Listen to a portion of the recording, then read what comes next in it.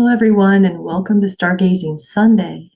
I'm not going to be here next week, so I'm going to go ahead and do a read starting today and through this week and the following week. And we don't have a lot of major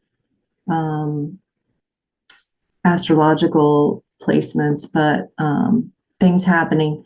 So it won't be much longer, maybe one slide longer than the usual. Oh, yes, so let me make sure I was recording there. So I'm going to go ahead and share my screen. And here we go.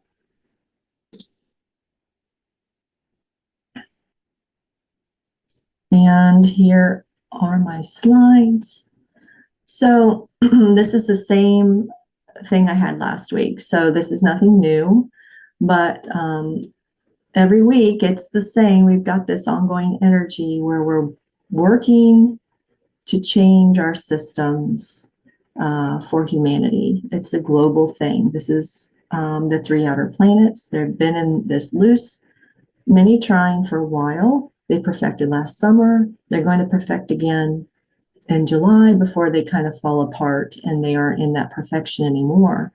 And while they are working for us, changing our futuristic systems and breaking down what's old, we are also, with the South Node and the North Node, moving from our Virgoan type systems, the analytical,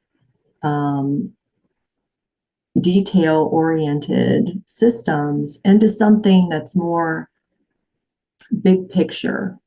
Quantum comes to mind. You hear that a lot, and it's true. There's something more diffuse, something more spiritual in nature.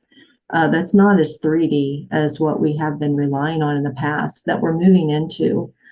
This is also the health axis. So hopefully we'll have, for people who got hurt during COVID or just are dealing with things in general. My daughter has autism like so many kids unfortunately do these days, and they suffer a lot of health issues with that. So hopefully there will be some relief coming in the future.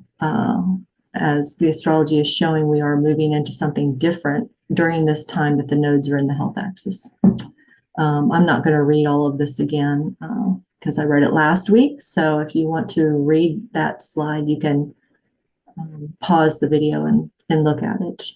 Okay, so now getting into the energies for this week. Today through Tuesday, I call it Pluto activation. There's some activity here at the sun as well, but I've tried taking some of the planets out just so that you can get it's not so busy, because it can get so busy and overwhelming to look at. So I try to just put the ones in there that are the main actors that are happening right now. So you can see here's Pluto over here, and it has several lines. And Pluto is very slow moving. It's the outermost planet, if you want to call it that. They don't even call it that anymore, but we still call it a planet in astrology. So there's still this trine going on between the Sun and Gemini and Pluto. And so that's us and our thoughts. Our old ways of thinking are kind of changing, and we're thinking, oh, okay, this may be different than we thought, this kind of stuff going on here. And then we've got a square here, which I talked about last week. That's still kind of happening between Mars and Pluto. And that, the squares can be more challenging. So, you have a lot of energy with Mars, and energy in Taurus can be, you might feel like it's a little bit hindered. But you just have to direct it, directing it into something physical would be very good, because of Taurus being a very physical kind of sign. The Taurus likes sensory, it likes to feel, it likes, that kind of thing. So it also likes to work towards a goal. So steady, fixed exercise is really good right now. And it would help get through this square with Pluto, which may cause some anxiety. So let me just come over and read what I say about that. I know I say something over here. So thoughts and energy are not working for a couple of days. Mental energy is working well. That's your sun in Gemini. But manifestation is difficult. This could create some anxiety, which is best handled by doing some physical activity. So yeah, this kind of could create some anxiety and pent up energy, if not outletted, and that's not even a word, but not put out in some sort of way, not released in some sort of way. And then another aspect that happens briefly is we've got this nice grand trine here. So there is some support. Blue is support, trines are support. So even though we've got this square going on, we've got a nice trine with the sun to Pluto and the sun to moon. And those are our two luminaries. The sun governs our vitality, our identity, our purpose. And the moon is more about our emotions and our desires and our habits and our body, even in that sort of way. So we do get support here, and with this going on, it won't feel that bad because of the support that we've got going on here. Let's see, and then finally, sun bending the nodes. Bending the nodes is just a term that I learned, and it just means it's squares. It's in a square. So the nodes are always opposite each other, these horseshoes here. And the sun is in an exact square to those nodes. In this case, yeah, it is an exact square, 4 degrees on all of it. So that can create a lot of tension. So sun bending the nodes indicates a major shift intellectually. So, because the purpose of the nodes is moving from this analytical to a more spiritual type framework. This square is us being challenged to shift that direction in the way we think, moving away from perfectionism and micromanagement toward compassion, intuition, and big picture. Okay, and to see a picture of what's happening here. So we're going to continue with the theme of Marty McFly. And he's just been through this ordeal last week with the lightning striking his car and going back to the future. It was all very intense and fast action, et cetera, et cetera.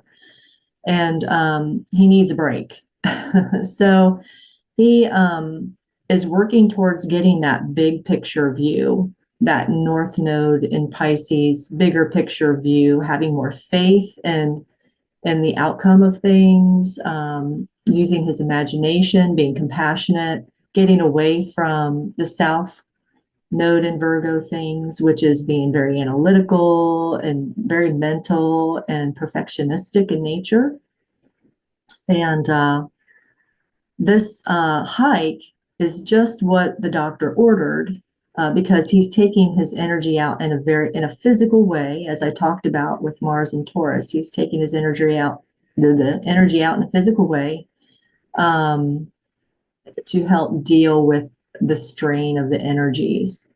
And it's not only physical, it's in nature, which is also, Taurus is an earth sign. So that's nice. And it's a nice way to ground himself after the big leap into the future that he had. So this week, the week of May 24th, is a good time, especially early in the week, just to, if you're feeling anxious or, anxiety, etc., a good time to just get out and do something outdoors, just be grounded in your body and not so much in your head, right?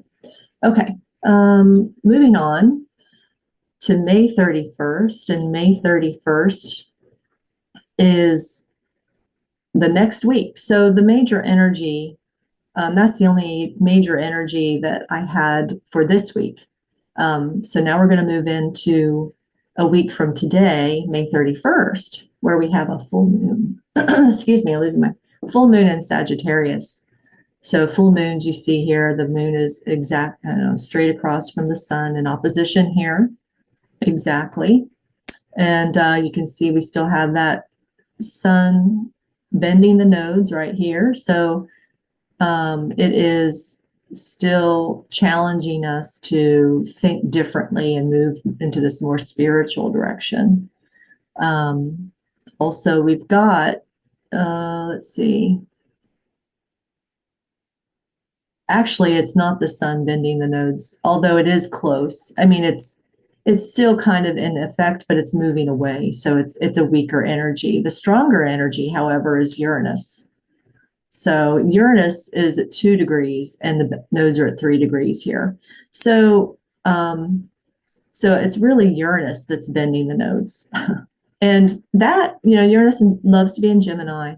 That's new technology, innovation, unique things, aliens, and that kind of stuff, so things ruled in the air, it rules the air and lightning and electricity, etc.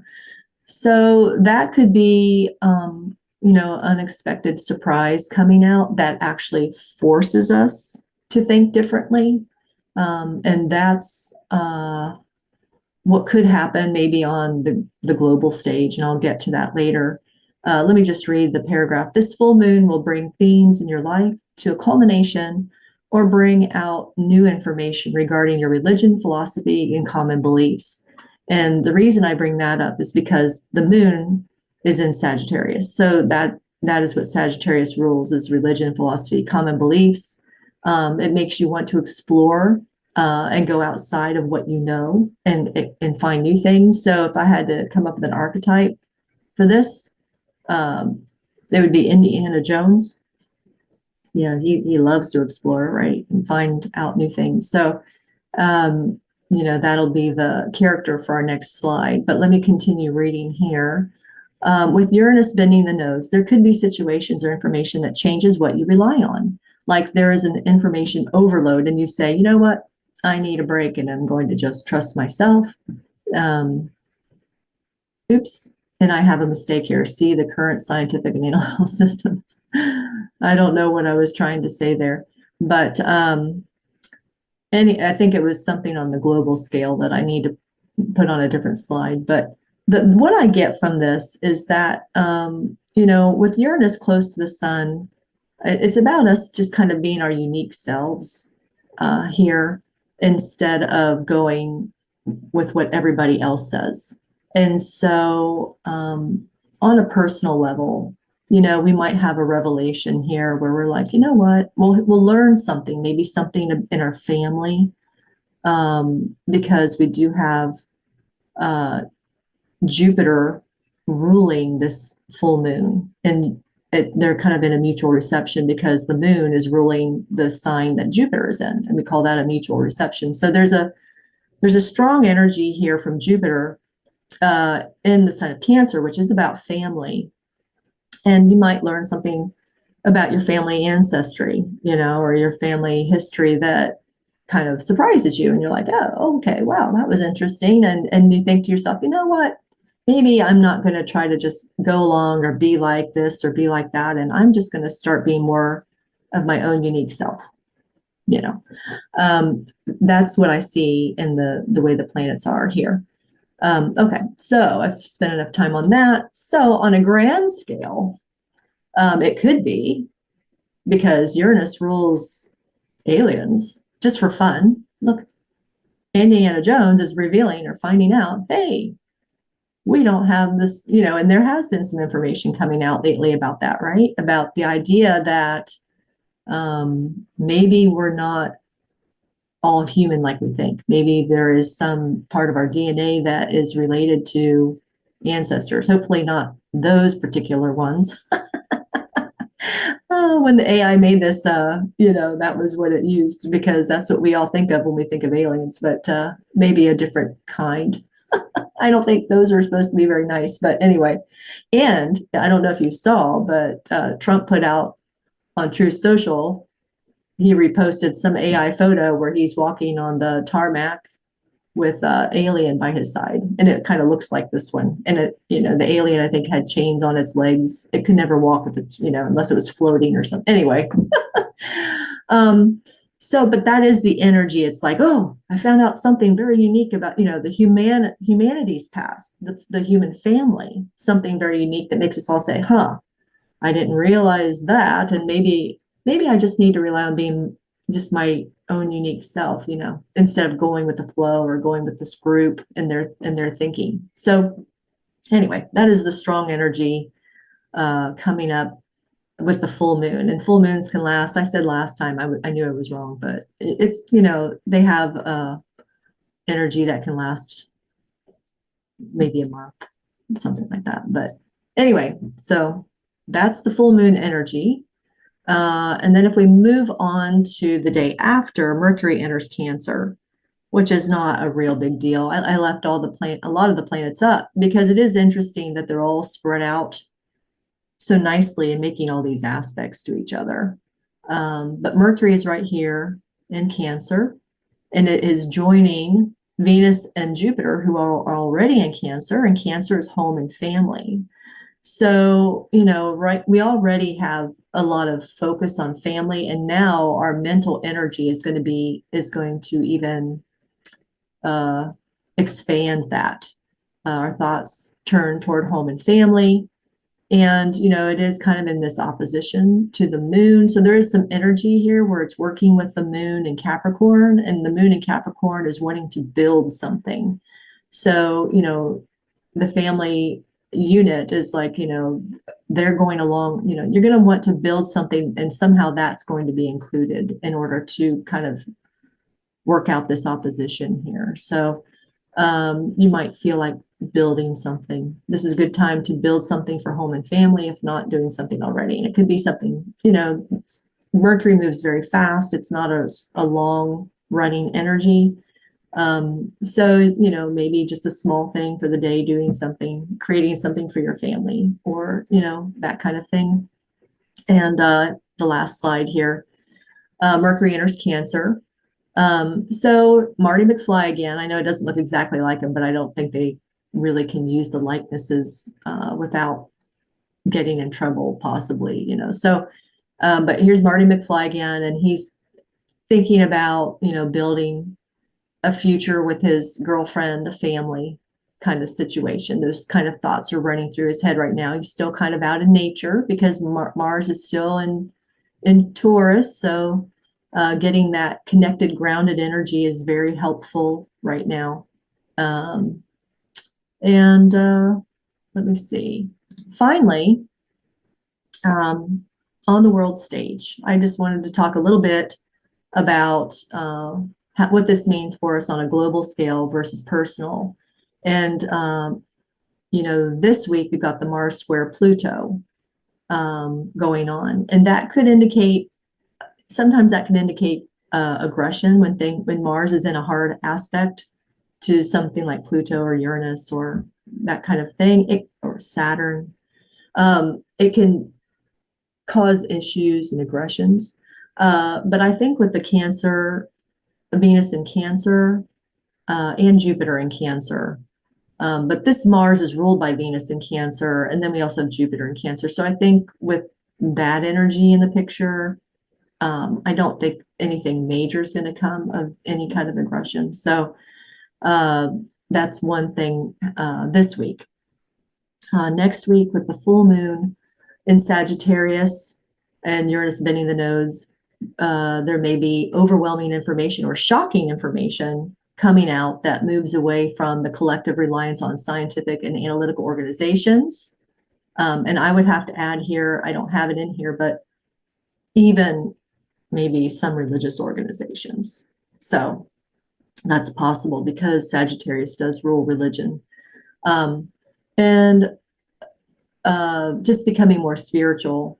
For example, learning how much data is manipulated would be one example of information coming out. Learning, how these studies were manipulated to make us take this or believe that. And then we find out, that, that was actually hurting us, not helping us. And it can change the way you think about these systems of science that we have in place that are the authorities on things. And then finally, when Mercury moves into Cancer, it adds to the Jupiter and Venus that are already there. And, Cancer in mundane astrology rules the people, which is everyone. So This will be directing lots of discussion on building of new systems for humanity. So there's a lot of nice benefic energy going on right now in the sign of Cancer, which is really creates a good energy for the week of the 31st as well. So I hope you enjoyed the presentation. I'm going to do one tarot read to follow up and see if there's anything tarot would like to point out for the next 2 weeks that could be beneficial to know for us. So let me stop my screen.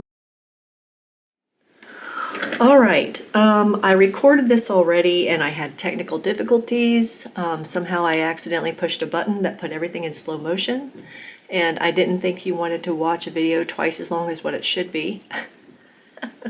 So this will actually save time because it's already out. But believe me, this is what I got. So the question is, what are the energies for the next 2 weeks going to look like? And I drew an oracle card from Sacred Destiny by Denise Lynn. Very nice deck for, and what I drew was freedom, which I loved. Freedom, the bird, the swift, I think it is, flying through the doorway, and there's a new dawn. And it's just a lovely message for this read and for the next 2 weeks. And then the Chariot, which is like action and things happening quickly, right? So those are our significators for this read. I thought it was really interesting that the lightning showed up, because that's something I used in one of my pictures last week, showing how Marty McFly was moving into the future, and with Uranus moving into not the sun, the sun moving into Gemini, and Uranus being right there in conjunct with it, it created this jolt. And what we're getting here is there's some kind of information. There's something coming out. There's something shocking. There is a shocking effect, and that's Uranus bending the node. Something shocking that's going to change how we think of ourselves and who we are. And we've got the women here. This is our community. We're celebrating. We're in our element. We're Leos. We're in charge. We're brave and bold. And down here, aspecting this, we've got the Emperor, another king-like quality. We're in our element. And then over here, we've got somebody leading people out of a bad situation. We're going to pack it up and go. 10 of Wands, we've had enough of this. So what I think is that, the idea of the astrology was that we're going to learn something about ourselves as humans, or, within our own families personally, maybe about our own family. We'll be learning something that changes how we think of ourselves and kind of puts us in a new direction. So for the people that haven't been down all the rabbit holes, it might shock them and then get them to really worry a little bit, or think about what in the world, get them to reflect. But I think, people in this community will be ready to help them move in the right direction, move into this world and accept this new reality, or this new paradigm shift that seems to really jolt people, because it's going to bring us freedom, and it's going to come quickly. And I read that like 3 times as fast as I read it the first time. So if you don't like long videos, then this one's for you.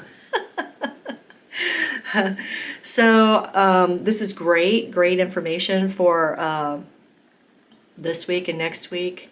It looks like it's going to be really interesting. Really interesting things happening. So I hope you enjoyed it, and I will see you again for What's the Word Wednesday. Take care.